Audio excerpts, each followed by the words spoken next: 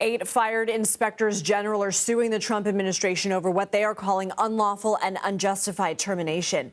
The lawsuit says the firings violate federal statutes meant to, quote, protect inspectors general from precisely this sort of interference with the discharge of their critical, nonpartisan oversight duties.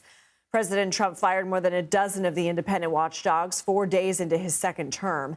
In her first press conference in her new role, Attorney General Pam Bondi announced a new lawsuit against New York, its Governor Kathy Hochul and others, claiming the state ignored federal immigration laws.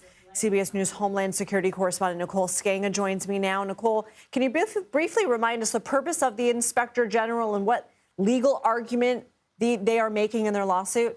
Absolutely. Good to be with you, Lindsay. And this is a heavy lawsuit at that, 32 pages. And there's a dual-pronged legal argument here that the administration violated federal law. One, by requiring, the White House to give Congress 30 days notice. And of course, that notice was not given, and also lacking a sort of substantial rationale for firings. The White House saying this was only part of the administration's changing priorities.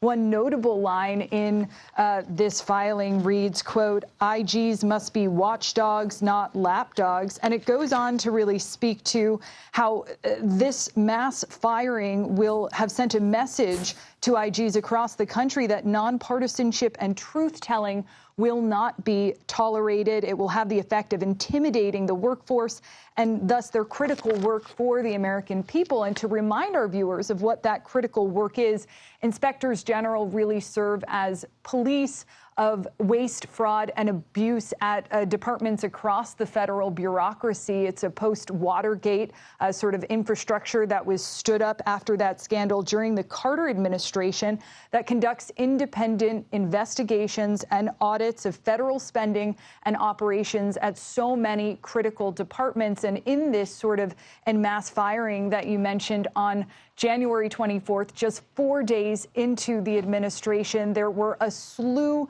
of inspectors general fired, including watchdogs of the State Department, the Department of Education, the Pentagon, the VA, and Health and Human Services, among others.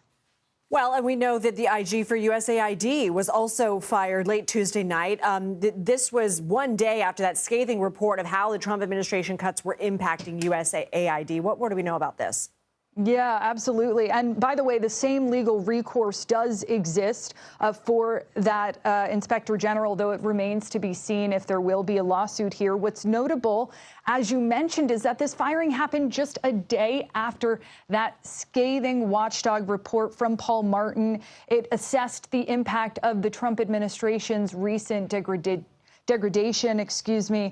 efforts to significantly curtail the mission of USAID, and warning that there's more than $489 million in food assistance at risk of spoilage or diversion after the Trump administration's freeze on aid, also revealing that although the pause in foreign assistance provided waivers for emergency food assistance, some shipments have still been delayed due to miscommunication with staffers and employees, very unclear guidance issued across the USAID workforce. This report really outlined that.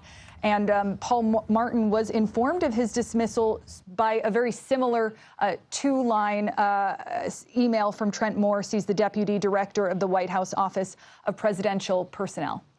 Back to that lawsuit against New York that the DOJ just announced. This lawsuit comes almost a week after the DOJ sued Chicago and the state of Illinois for standing in the way of the Trump administration's immigration crackdown. What's the legal argument here?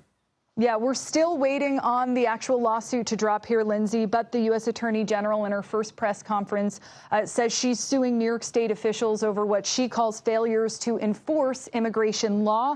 And the lawsuit specifically names the New York governor, Kathy Hochul, the Attorney General, Letitia James, and the state's head of the DMV, Mark Schroeder.